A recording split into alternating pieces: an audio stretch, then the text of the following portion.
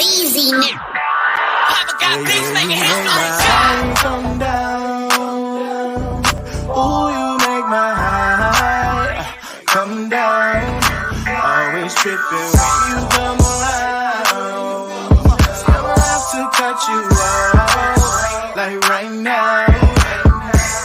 You see, I don't want to drive me. You can say that for your mama. Maybe you should smoke some. Me try the marijuana. I was never you good. The vibe was straight. Showed you a couple of things and they ain't finna change. I treated you right. Everything was a gift from a time to your bag and the color on your lip.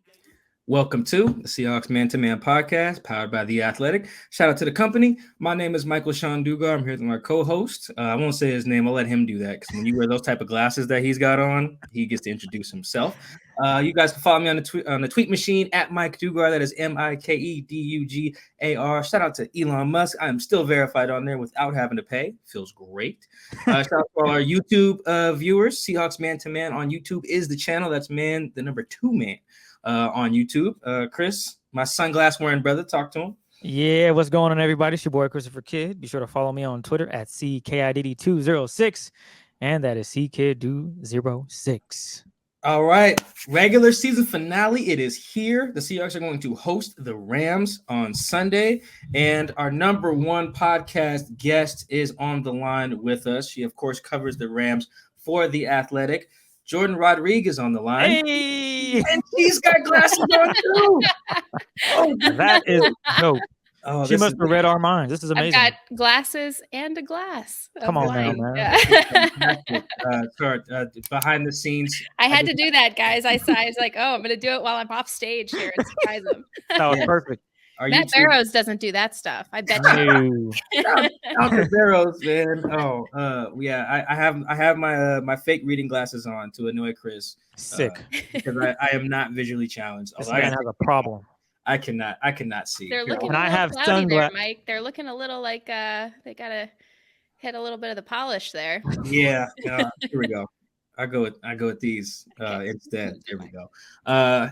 This is the sunglasses. I feel bad for everybody who's just listening on audio, man. You gotta get to YouTube, man. We're very fly today. We all look so good, guys. Very fly on the Seahawks Man-to-Man podcast. I can't do this.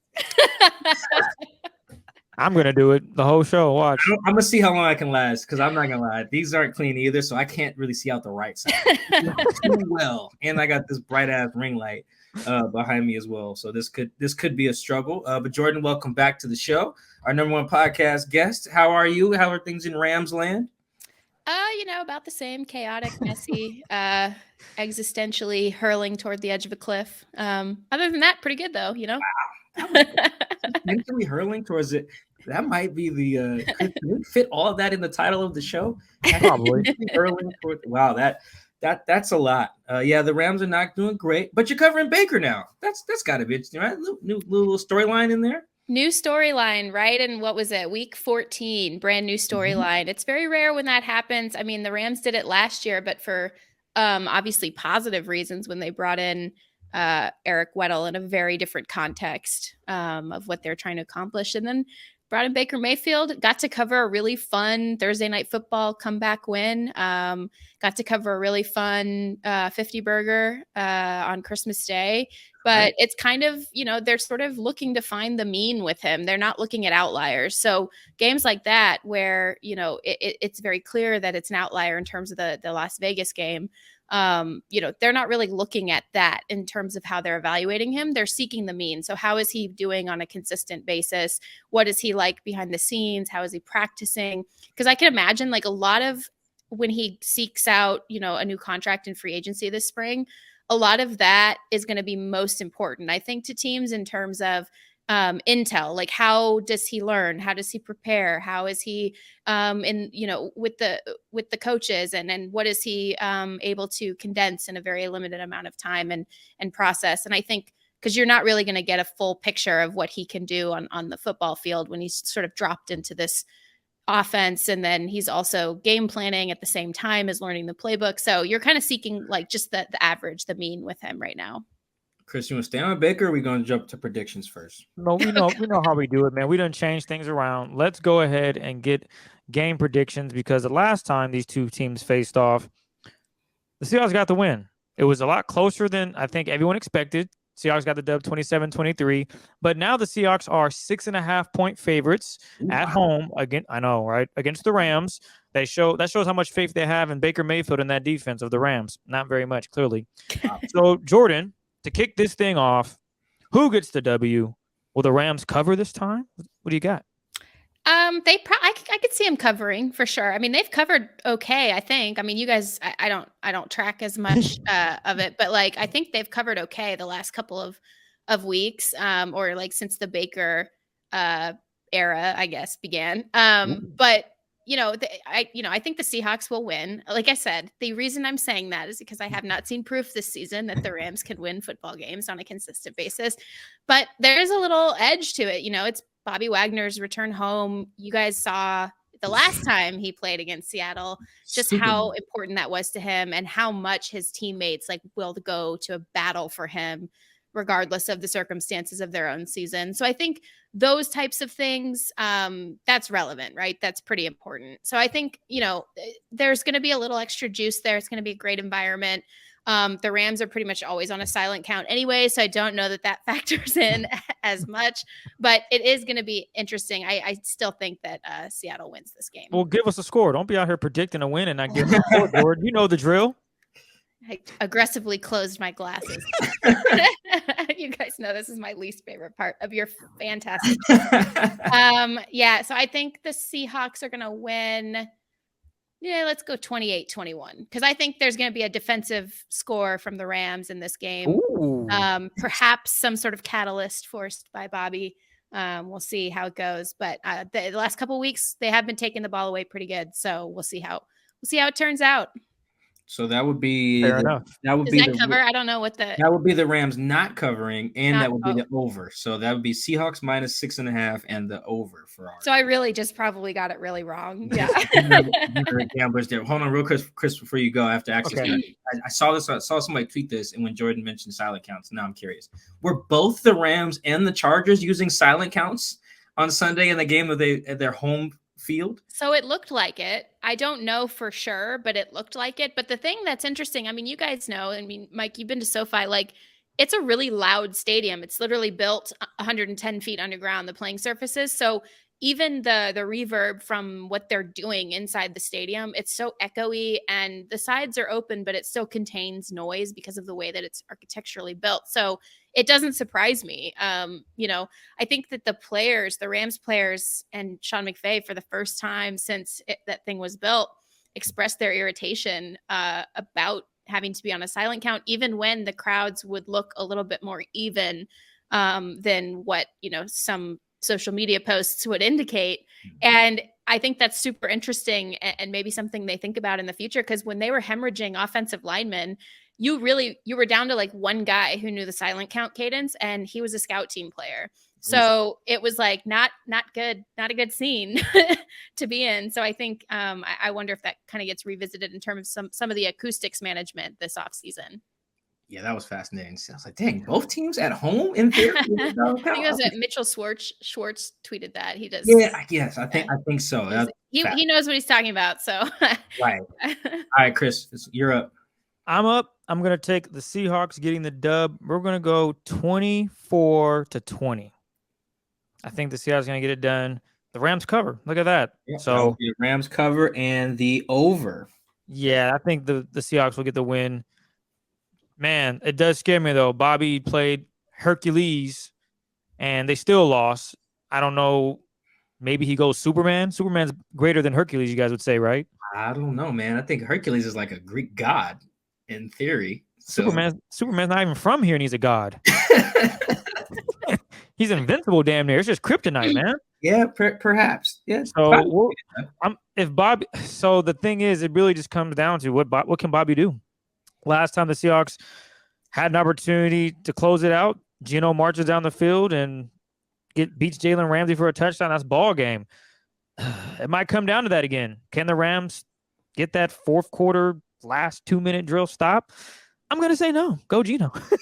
Well, they just haven't had a 2-minute. They've had a couple of really dicey 2-minute situations. The great one that they did was against the Raiders again, and it gave the Baker Mayfield led offense, which is quite a, I can't believe still I'm saying that sentence because it's just what a chaotic year, like gave him a chance, Yep, one I remember minute, that. 45 seconds. So that was that we thought maybe that was like the Tipping point. tipping point in terms of the defense putting it together in the 2 minute.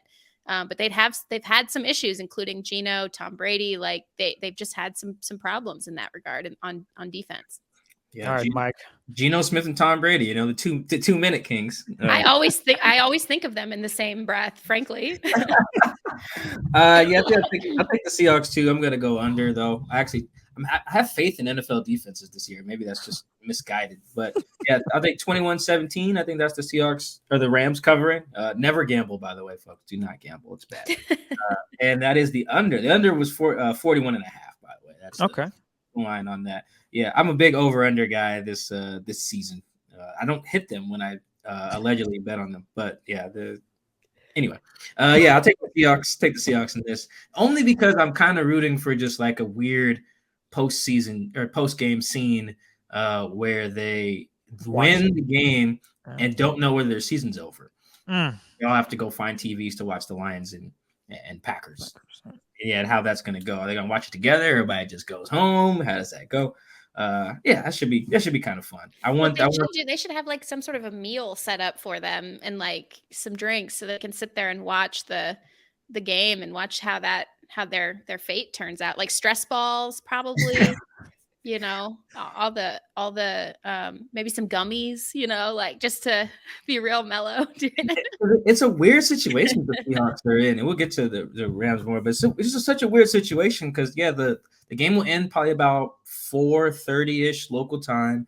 The kickoff, I think, for Lions Packers is about 5:15-ish on NBC. So you have like, does everybody just go home? And if they do, all right, well, where do the coaches go? The coaches watch together because then everybody's just at home stressed because you don't know whether you're coming in to clean your locker out or you're coming in tomorrow to game plan for the Vikings. The group chat in that regard would be outstanding to be a part of. Yeah, I need to ask for that Matt Barrows access so I can just be. I know. I was like, what can we do? What can we do? Very weird situation coming up on Sunday. Well, let's dive in a little bit into the Rams, specifically how they've looked since the Seahawks game, because things have changed for them so drastically. They got a new quarterback. Their running back is fantastic. All of a sudden, it's just a lot. But I don't think I think, Chris, the only time we're going to get to ask a journalist maybe too different is the quarterback good questions in the same season. I knew this was coming. I'm so excited. Gotta be. Maybe we've actually. Sorry, Joe. We might have done this for Barrows because his quarterback situation changes quite a bit. I think you've asked me 3 times in a calendar year because there was a Matthew Stafford situation still in right or. And 2022. 2023 now. Dang, I need to beat Barrows. Yeah, this is a unique one. Well, we've never asked him this. Is Baker Mayfield good?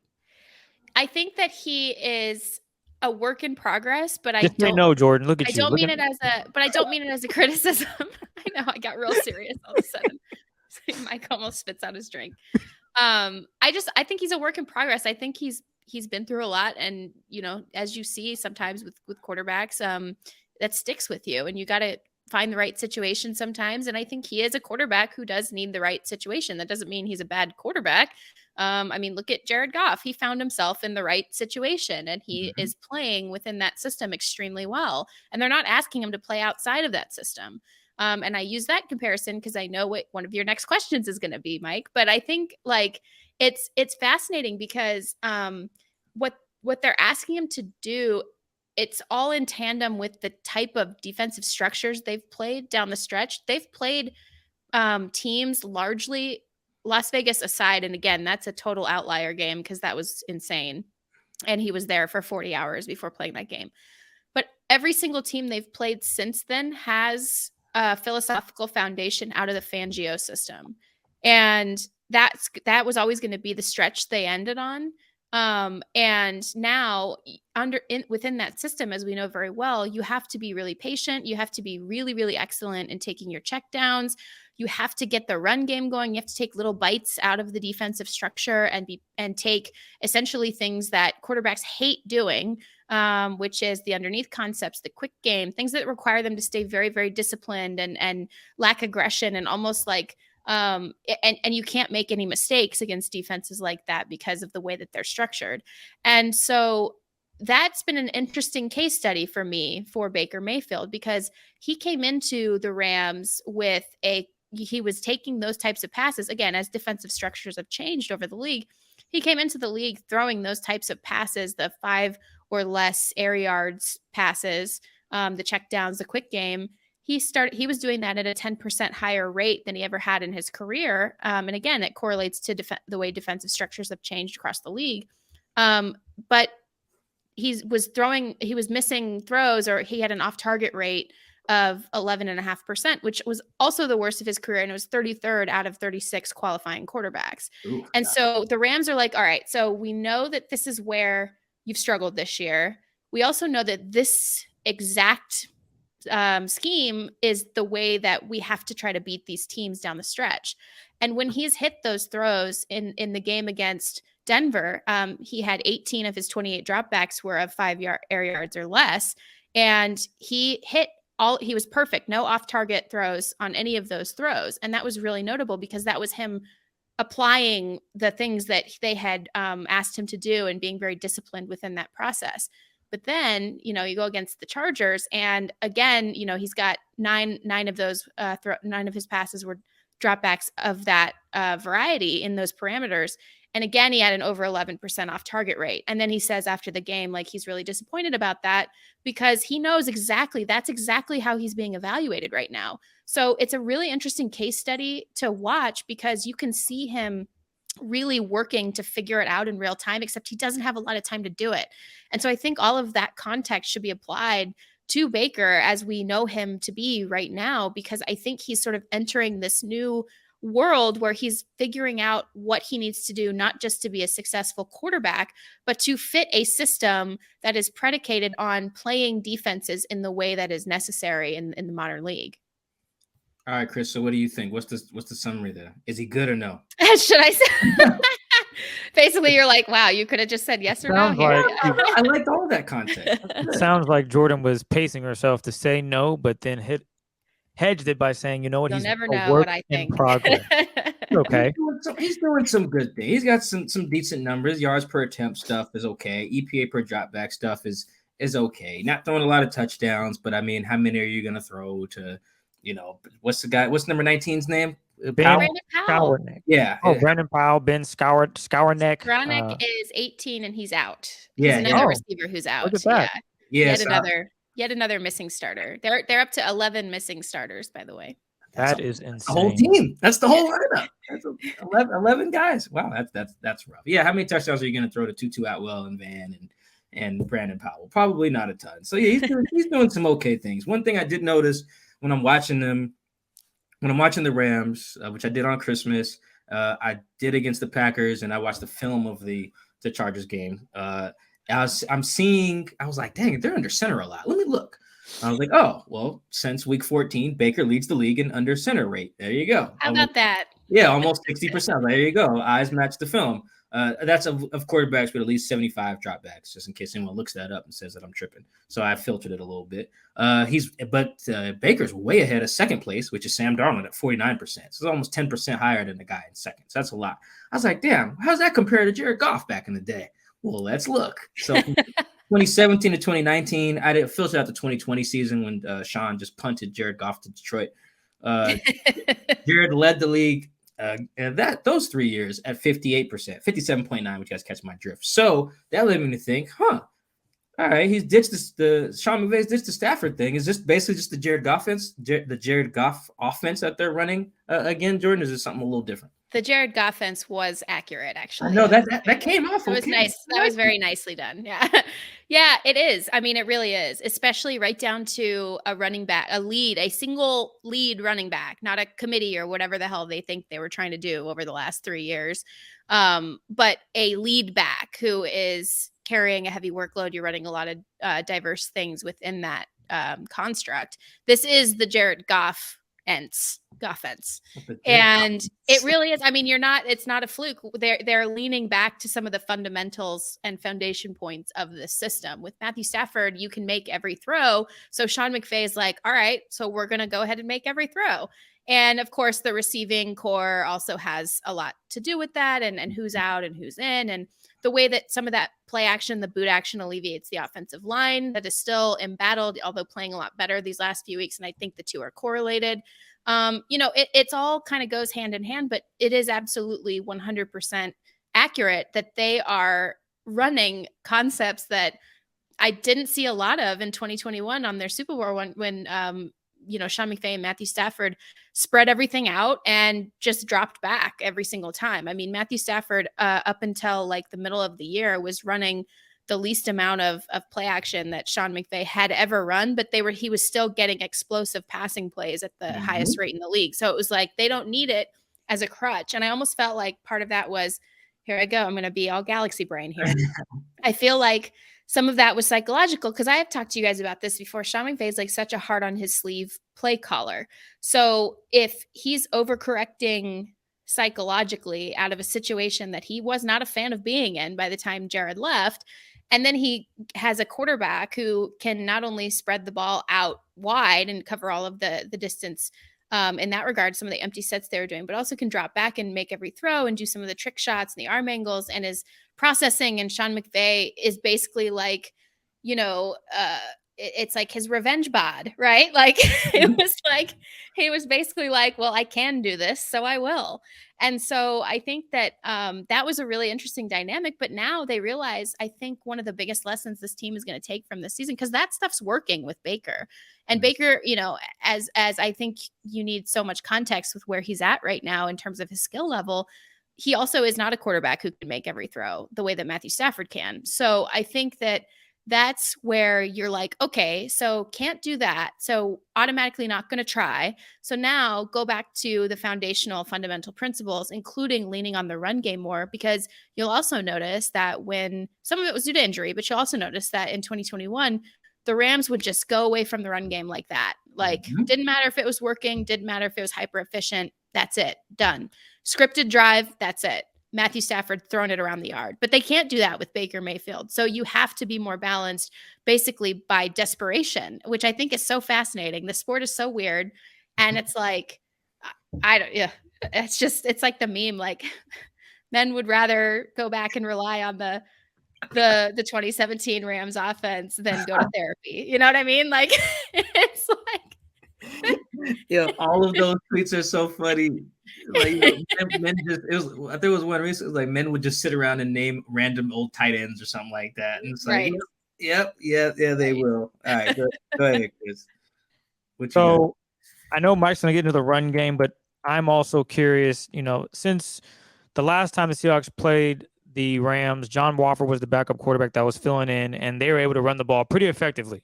All right. They, I think, had over 170 rushing yards collectively between running backs and quarterbacks. So it was just a good day for them on the ground. And now the Seahawks are going to be without starting middle linebacker Jourdan Brooks, who unfortunately tore his ACL. Mm-hmm. Does that scream Sean McVay is going to go right into that playbook and try to bully the Seahawks up front and run the football just as effectively, if not more, even though Baker Mayfield did show against the Raiders that if you give him an opportunity, he can definitely make the throw? Yeah, I think that's got to be a huge part of the game plan. You've seen it over the last couple of weeks. And again, a lot of it too goes back to some of the defensive structures that now they're facing over and over and over again. You're seeing which contours you can sort of leverage. You see kind of the things that teams want to do, but maybe can't because of personnel. The Rams are in the same boat, by the way, on the other side, because Greg Gaines is limited. They don't have A'Shaun Robinson. They don't have Aaron Donald. And Marquise Copeland is playing through a high ankle sprain. So they're now on a 4 deep with their interior D-line. So the Chargers ran all over them, the first team that really ran all over the Rams this season. So it's kind of a similar situation that they're finding themselves in. And I think that that's got to be such a huge part of the game plan. And again, not just because it's been working. Cam Akers has been outstanding, but like you said, due to Seattle's missing personnel, and they tried to claim the same guy, Laurel Murchison, didn't they? Didn't they try to claim him off of waivers too? Is that a I thought I saw the D lineman. I thought I saw a Field Yates tweet about that. Probably they're in Yeah. need of D-line. Yeah, they had a couple guys hurt. Al Woods hurt his Achilles, and then Brian Monet blew out his ACL. So yeah, they've been down. Yeah. So possibly, yeah.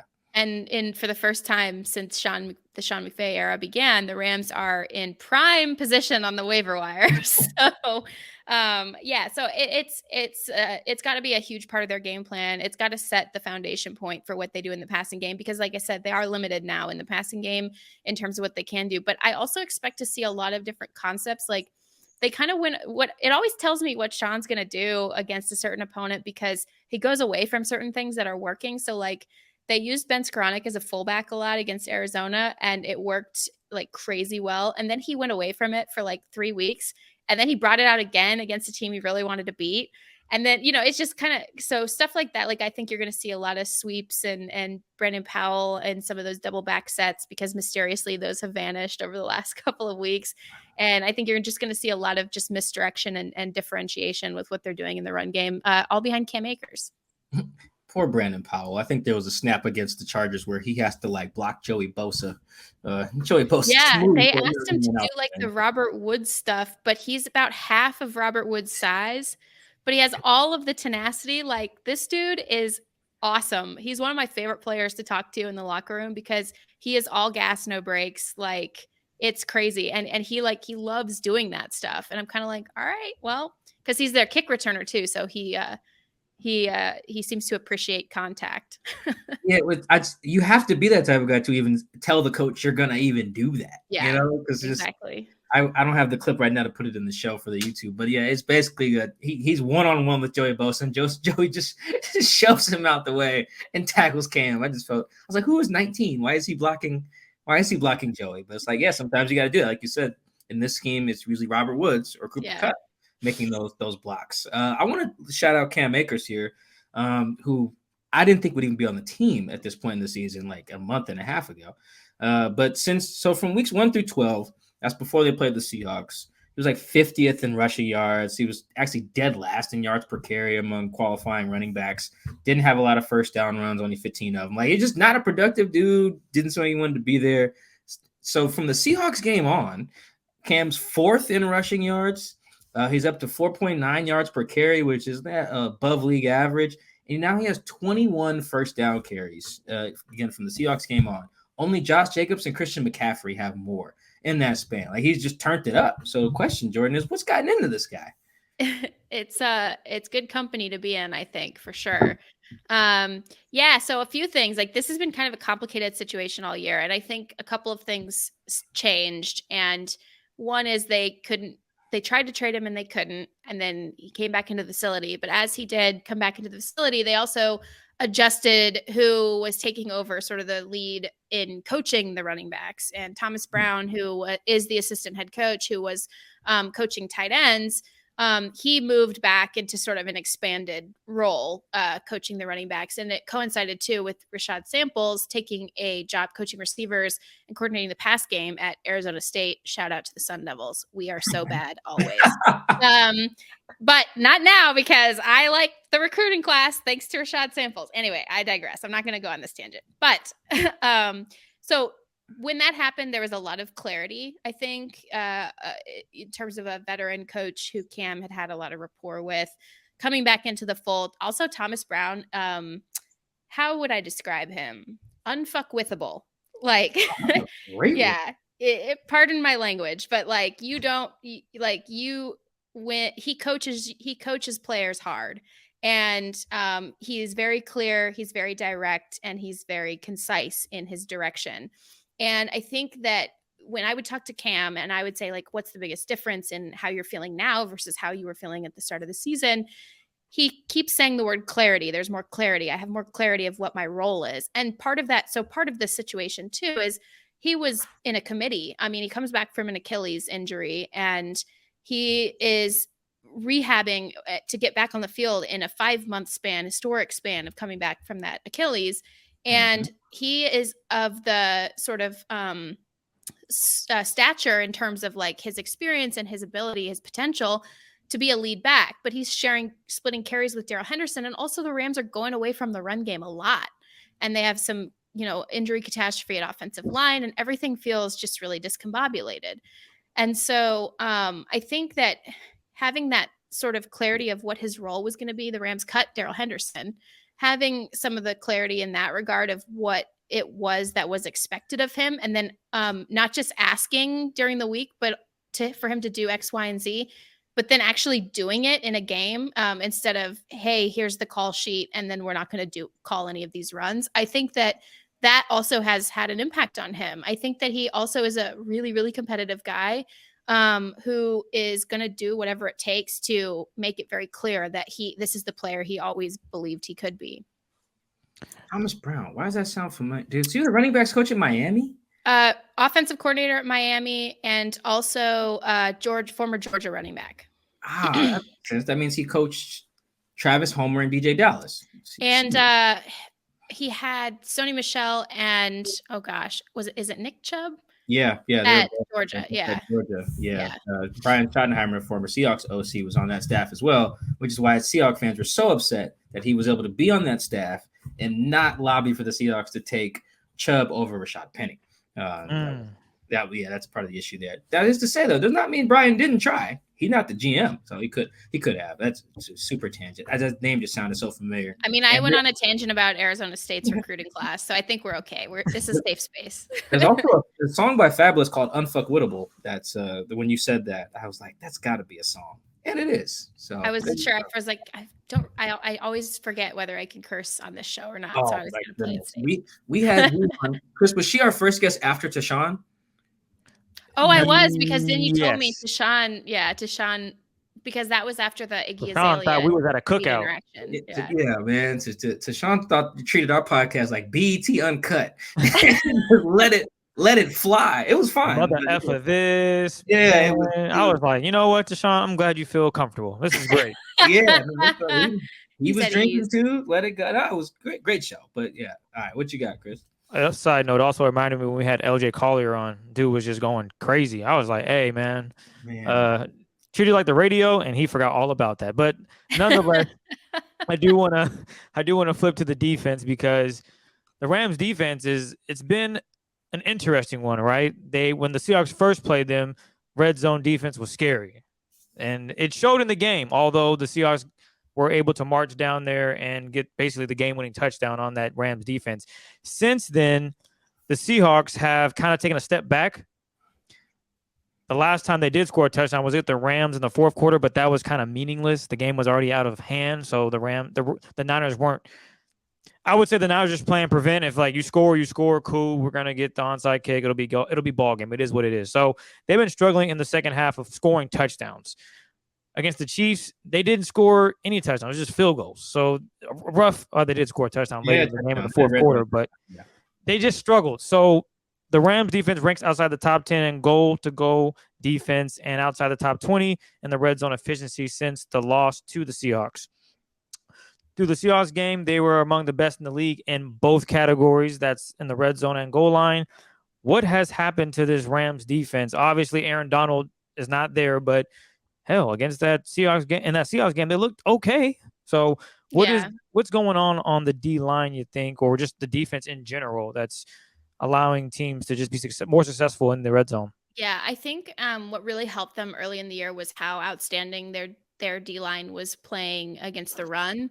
It kind of made it so that there was really only one way quarterbacks could beat them, and that was like we talked about earlier with the really tiny pieces of underneath stuff and the quick game and all of that. And so when you only have one way to beat a team, then usually it makes your defense look pretty good in all phases, even though it's really because there's some production imbalance for the positive in one phase versus others. Like their secondary has actually been pretty inconsistent all season. They hadn't taken the ball away.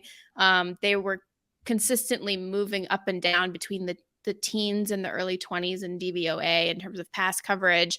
And a lot of that has to do with the fact that they're at the same time missing a couple of veterans here and there every once in a while.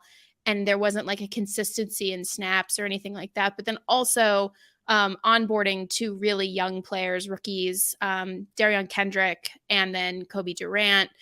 And that compounded with the fact that they haven't rushed the passer well all season. ironically, they're rushing the passer at a higher rate right now than they were at the beginning of the year.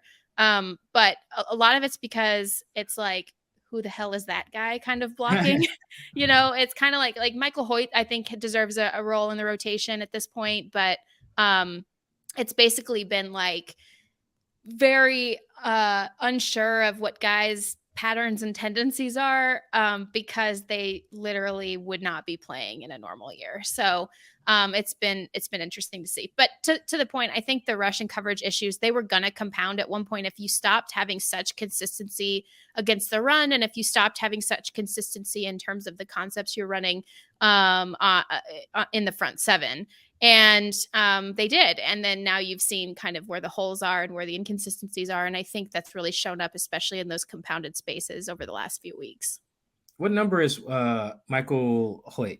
97. Yeah, and he's good. He's good. I saw him in the locker room the other day, and he was getting himself fired up for the game. And there was like a food truck outside, and guys were asking him like what he was going to order. And he was like, whatever they eat in hell. And I was like, okay, this guy's about to go rip someone's head off.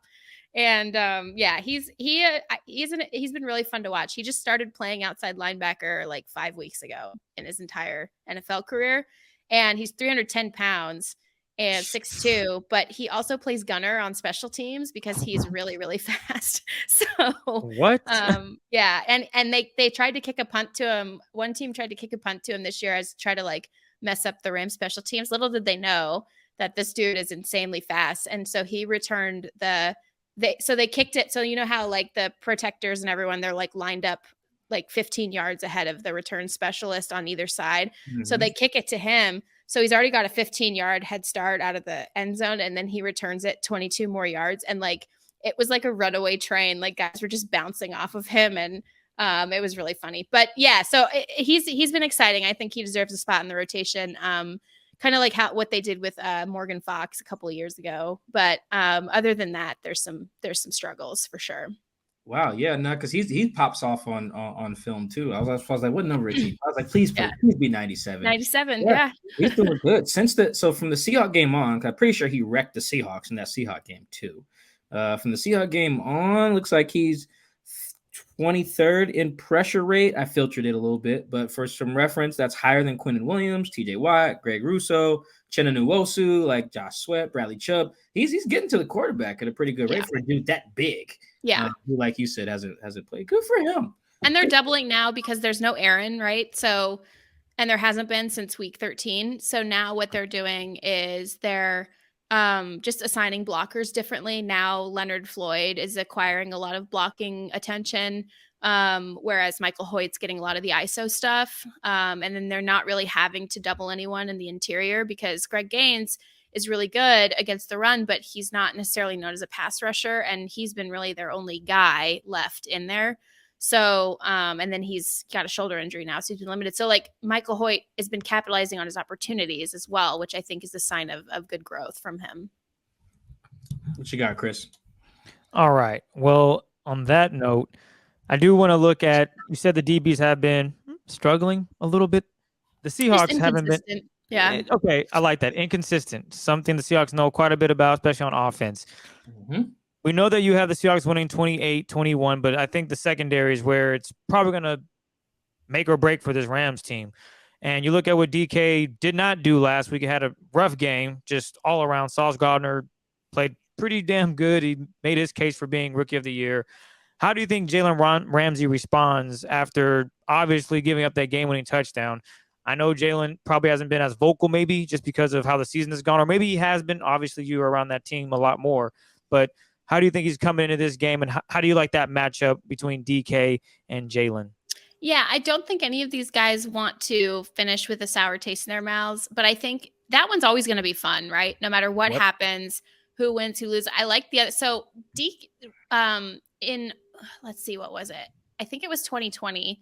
That was the first time it was really, really noticeable that teams were starting to motion receivers away from Jalen Ramsey.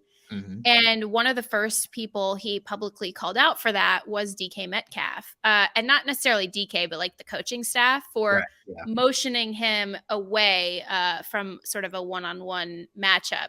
And it was really notable at the time because not only did it symbolize sort of the rise of pre-snap motion and kind of its dominance at that point, but then also what the Rams were going to have to start doing with Jalen to make him a little bit more of an unavoidable player and get him back into those types of matchups when people would just, again, like hide their receivers. And that's what he would call it. He would say, oh, they're hiding the receivers from me. And, that's like kind of a shot to the pride, I think, if you're the receiver, you're like, damn, I didn't make the call. But then on our side, we're like, it's smart. Like it's a smart thing to do.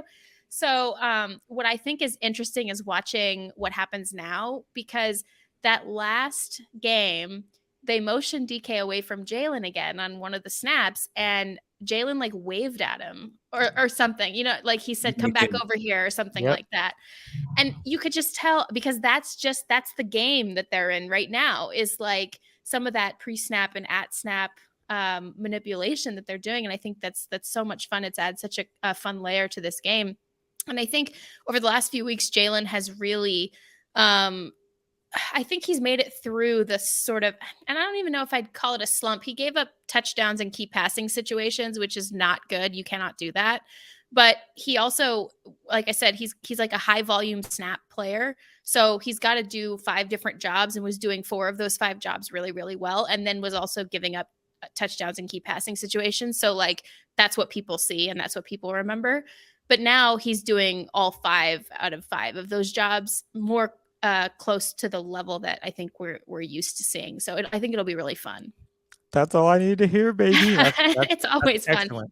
That's the one thing I will always give you a prediction for, is how much fun that will be, because I can't be wrong. So, Chris, I have the clip in there that Jordan's talking about of DK. Can you add that to the stream so people doing it right now? Yes. Let me just mute it, and here we go.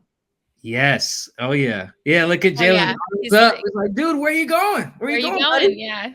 Oh man, that's fun. Dang, DK said something about that. Do you remember when DK was telling him to follow him? He was like, come on. Yeah, that happened too. And so what I like to imagine is Jalen's just like, okay, have fun, be safe, have a nice time. Like, bye, that kind of thing. Because remember, Mike, we talked about this a few years ago. It was like, wow, the shit talk is really polite right now between Jalen. Yeah, from Jalen. Yeah. It's picked up. This rivalry, like it's still, the guys are real chippy. I can't remember what piece it was that you just wrote, but you mentioned how Cam Akers is quite the shit talker. Oh my gosh. That is something that was relayed to me after the game. Then they beat the Rams. It was like, Mike, yo, these guys was talking shit. Like we had to stand up. It was like, it was Cam, it was Bobby. I was like, Cam Akers was talking shit. And I was like, yeah. I was like, oh.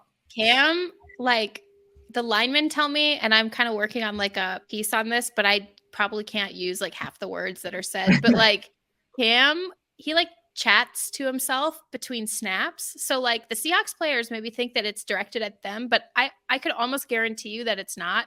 Like maybe in certain occasions, like with Nas Adderley last week, when he had that really crazy block on him as a pancake block, and he told Adderley, "You're too effing little." And so those situations, like, yes, he is directing them at you, but he also sits next to the lineman on the bench and just like talks at himself. And it's just a lot of stuff, guys. Like it is, but it's in a good way. I say it in a good way. It's just like the linemen all kind of laugh and they're like, not really sure if we could say what he's saying, but it's, we love him for it and that kind of thing. And Andrew Whitworth mentioned this to me when Cam was a rookie. It'd be like, he'd be down under the pile and like one of the big linemen would sort of pick him up, that like they do by the armpits or the shoulder pads or whatever. And you could just see Cam talking the entire time as he's like being lifted into the air, and the linemen loved it. So I think this will, like I said, I think this will be a fun one. I mean, it's probably going to get pretty ugly in spots because the Rams can't put cohesive games together, but like, I think it'll be really fun. I love trash talk, man. I'm just a big we talked to DK. He got fined for headbutting Jalen, and we were asking him about like getting fined. I was like, "Hey, where does the money go?" I knew where the money goes, but I was curious if DK knew where the money went, and he was basically like, it allegedly goes to charity. You can tell he was just like, yeah, I think it goes to the refs. I was like, dang, he's probably gonna get fined for saying that. Yeah, he said that like on camera. Is like, yeah, I think it goes to the refs. So I was like, okay, well, Got there's another note in his locker. I'm sure. there's another fine Yeah. for you, buddy. But yeah, like he was like, yeah, no, I kind of deserve that last one. I headbutted Jalen. It's like, okay, as long as you know that you headbutted another player right in front of the ref, buddy. Like you can't do that. I enjoy it, but you can't do that. And Chris, I feel like that's a perfect segue into our over under. If you have it, I do. All right. All right. So speaking of Jalen Ramsey and DK, Mike had this fabulous idea of, hey, Chris, how about unsportsmanlike penalties between those two? We'll set it at, 1.5. So Jourdan, in this scenario, 1.5 unsportsmanlike penalties between DK and Jalen. Are you going to take the over at 1.5, or are you going to stick with the cautious take of, it might get chippy, but they won't cross the line and go under? It's going to be combined. It's combined, you're saying? Yes, combined. Okay. Yes. I think over for sure. It's the last game of the year for the Rams. And the Seahawks, I mean, they're still fresh from like getting knocked out of, some of these scenarios by the Rams a couple years back, I absolutely think it'll be the over. I mean, I don't encourage violence and I don't encourage, whatever, but I think that if a ref is standing in between them and some words are said, I think the flag will fly, I think the Rams will be real sensitive to it, or the refs will be real sensitive to it, especially because of the stakes for the Seahawks and then also the nature of the way the season's gone for the Rams. It's like frustration venting time essentially. So I feel like I really want the audio from the game afterwards. Who can you ask to get that? There has to be someone you can go to and be like, yo, I'll slide you $50 just to get the unedited version of Mic Me Up. Like, give me that. Yeah, well, right. Wouldn't you love if Mic'd Up wasn't edited? Like, wouldn't you just love that? I've thought about this. I'm not going to bribe them, but the Seahawks say it on the record. Yeah, you're on the record. Yeah. Have a contract with the local television station. I think the games all air on Fox. I want to say the local Fox affiliate here, and they always mic up a player. So, I'm sure it's in some local Q13 Seattle archives, there is just raw footage of stuff on the bench, just tons of stuff, and I would pay a good amount of money to just have some low-level Q13 employee just go ahead and send that in a big old Dropbox file to my email if I'm right there with you, man. Like to, although I some do sort of anonymous account, yeah. It can't have like my last name on there or something like that. I make some dummy account and put that the Dropbox link. Just sift through hours and hours of audio of just the Seahawks unfiltered. Someone has it. I know they don't delete it because they save it for like special occasions and they release it when guys get in the Ring of Honor and stuff like that. So they have it. I'm very curious this week how many times Cabo will be mentioned because the Rams are going regardless of what happens. The Rams could also send the Seahawks to Cabo with them. Yeah, like, hey man, somebody's gonna mention Cabo. I'm gonna find a way to ask after the game. I feel like, but it's like Jamal was he was front and center of that, and so was Robert Woods, and neither of them, neither of them are playing. They're making playing. No yeah, so I don't know. It might be like Instagram. It might be like tough talk on Instagram. We'll see. There will be some of that. Although Quandre Diggs is like elephant. He don't forget. Yeah, he was part of that the Cabo conversation as well. That's true. That is true. So he will not forget. He was someone they were talking trash to on week 13. Well, the good news for those Seahawks players who remember those things is they probably could not recognize any of the Rams players they will be playing against at this point. So yeah. Also, I think there's like a shit ton of dudes in this game. Maybe not in this particular game, but on the two teams represented by David Mulligetta of Athletes First. Yes, there are. Yeah. I think Cam Akers is a Mulligetta guy. Jalen Ramsey is a Mulligetta guy. Quandre Diggs is a Mulligetta guy. Tyler Lockett is Athletes First, though he's not Mulligetta. I don't know who else I'm forgetting, but yeah, so these guys know each other, as well. They'll repped by the same people, hang out in the offseason, talk trash, hang out in Cabo. So yeah, Cabo, I can't wait. Send their asses to Cabo is just great. I love Jalen Ramsey. He's so. I love him so. I love him so much. I don't know if Jourdan, he's been just as great. Like he's been, I rave about how he is in like his press conferences, locker room, and all that stuff. He's been just as great. He's gone on some really epic rants this year about, fining for different uniform stuff and kind of like similar to what you're saying, like where does the money go and player safety and all that stuff. He's been pretty great. Yeah, Well, you've been great. How about that? You see how I did that? Look at that! So what a great host! Oh my Come on now. gosh! Jourdan's killing it. I'll get it. Okay, for the rollout. Oh man, I love this. I really do feel bad for our people who listen just on audio and walking your dog or cleaning your house or whatever you're doing. You're It missing out. looks Right so now. cool. The sunglasses advertisement we got right here. This is fantastic. I know. I gotta I need give you a new pair of aviators. Like, you have to bring those to the game with you. You have to. Always, even though it'll be raining. Oh dang it! Well, yeah, sunglasses in the rain. That doesn't help. It's okay. Chris would do it. Disrespect me again, I will disappear from this. Because we went to a club and you had shades on, so I don't want to hear it. That's true. I did. I don't know how famous people do that. I couldn't see shit. Like, You know what's crazy is like now that I'm wearing sunglasses inside, I feel wealthier. Frankly. Hey, Jourdan got $150 sitting on her face right now just to see. Sunglasses inside is quite the flex. Like because it's sunglasses. So it's like, why there's no sun in here? It's just This ring light is my sun. Okay. This ring light I got on me is bright as shit. So yeah, we can sign out of here. Thank you, Jourdan, for joining us and extending your streak as our number one Seahawks Man to Man podcast guest. We're very proud of that streak we got going.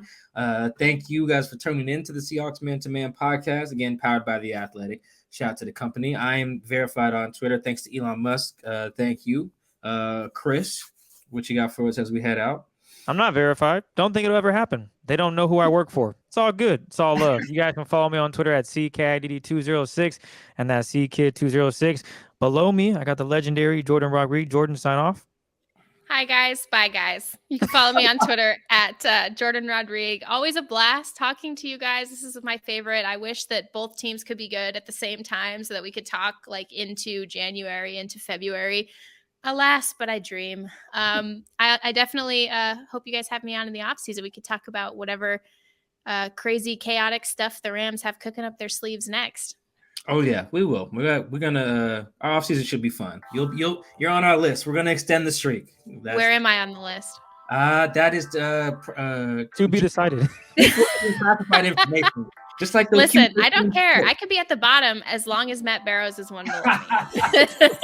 Also, by the way, for people listening, Matt Barrows is one of the loveliest people on this planet, and I love him dearly. But I cannot lose the guest appearances on this show to him, by the way.